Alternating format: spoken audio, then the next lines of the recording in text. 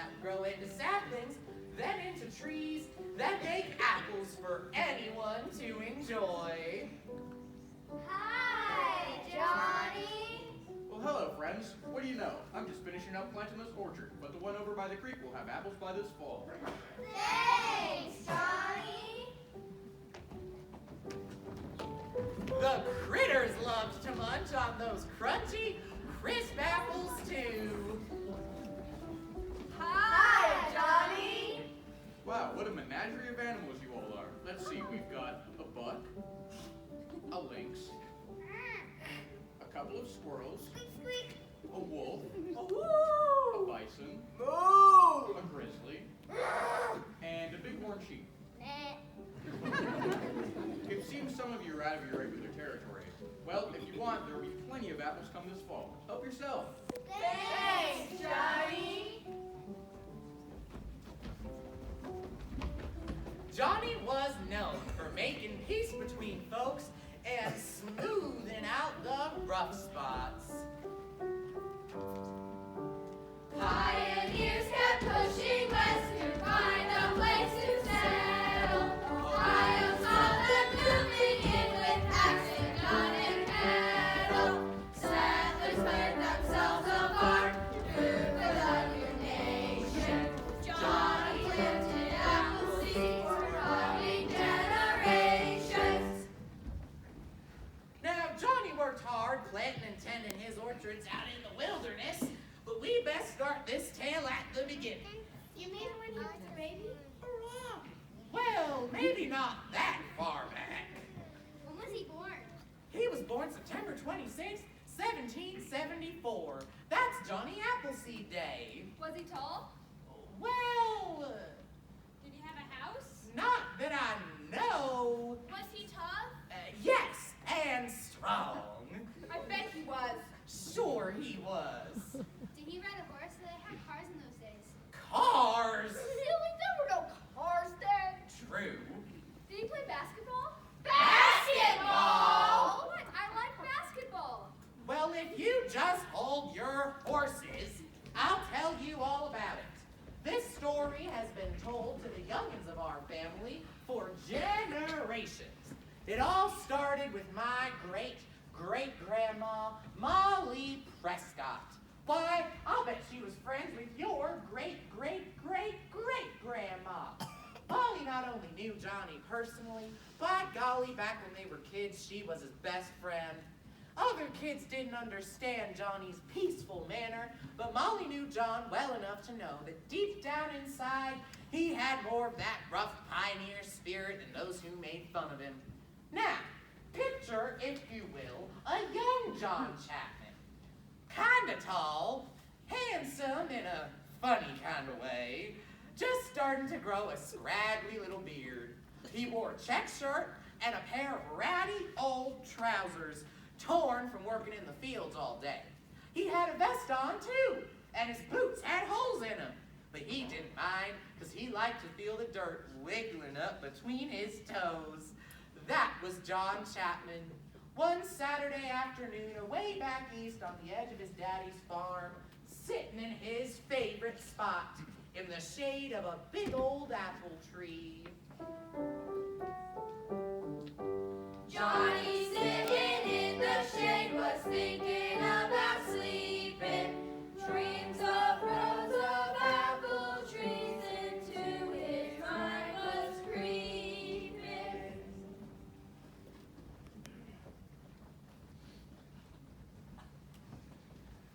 Johnny! Oh, Molly, you startled me. Oh, I'm sure glad to see you. Hi, John. I couldn't come to see you yesterday. I was going to, but Pa had me digging the root cellar and mending fences all day long. Say, you haven't been down to this part of the apple grove, have you? Well, then let me show you the biggest, best old tree in the county. Apple tree, I'd like you to meet my best friend, Molly Prescott. Nice to meet you, old feller. Or old girl. Whichever. How about a couple of apples for two friends? Thanks, John. And thanks, Mr. or Mrs. Appletree. Yeah, Molly and Johnny were best friends, but Molly had something important on her mind. Set yourself down, Molly.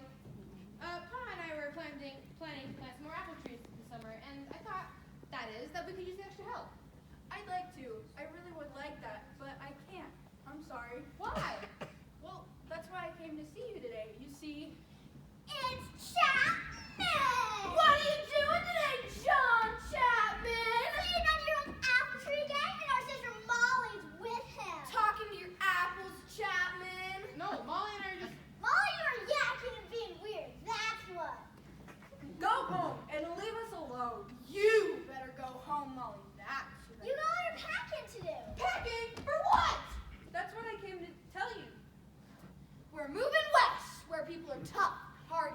There are lots of different folks who read books and recite poetry. There are people like you, John Chapman. There are people who talk to apples. Where are you going? John wanted to know when they were leaving. When are you leaving? Today, won't be long now. Pulling out this afternoon. That was some very bad news for John. His best friend was leaving. But before we go, we just have enough time for a little fun. We thought maybe, just maybe, you wanted to come along for once and prove you're not scared. I doubt it. Knowing you're kind of fun, what's going on? We thought we'd play one last trick on old Mr. Weather. A little fun, that's all. Besides, the old meanie deserves it. You know our dog Rufus? He loves eggs. He slobbers them up, shells and all. Thought we'd let Rufus loose in Weatherby's hen house. And watch the mess and see the heads scatter. No thanks. I don't think that's a good idea. That's terrible. You ought to be ashamed of yourselves. Not a good idea! Ashamed? I guess we're not good enough for you, John Chapman. Or you either, Mopey Molly. Johnny Chapman has apples on the brain.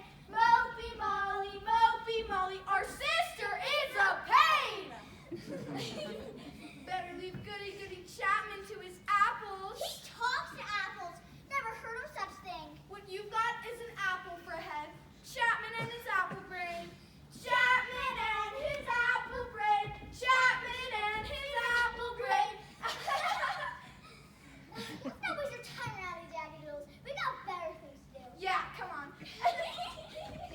Molly's siblings were hard to get along with, but that didn't seem to matter now. Johnny was upset about Molly leaving. He just didn't know what to do about it. Don't mind them. They're just kids. I wish they would grow up. That's all right. It doesn't bother me much. I can't believe that you're leaving, Molly. I know, John. It surprised me just as much as it did you, but Pa just up and decided. Guess you've been thinking on it for some time now. Where will you go? Pa says Pennsylvania, Ohio, wilderness territory. Don't really know where we'll end up. Do you want to go? Come on, Molly! I guess if there's a little creek with a big red barn, a weather vane, and a grove of apple trees, I won't feel so far from home. Don't you do anything, Molly? Pa said there aren't any apple trees out west. Not anywhere. Won't bother me none. We've had our fill of apples. Don't want to look at another one.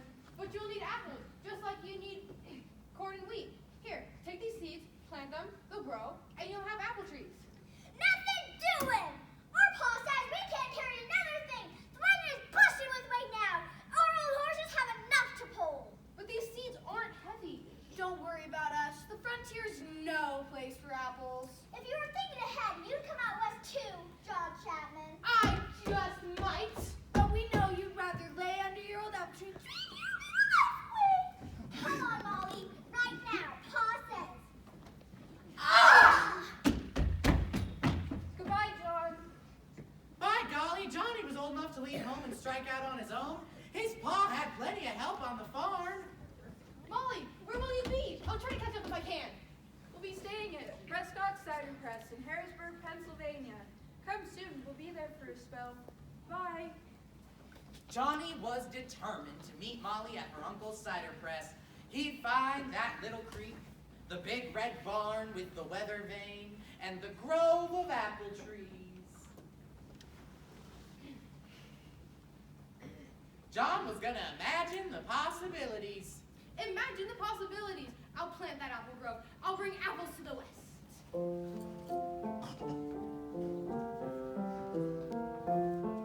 They're going west, where dreams are surely best. Maybe you should travel with all the rest. Go pack your gear, 'cause you're not needed here. And move west with your friend Molly. A big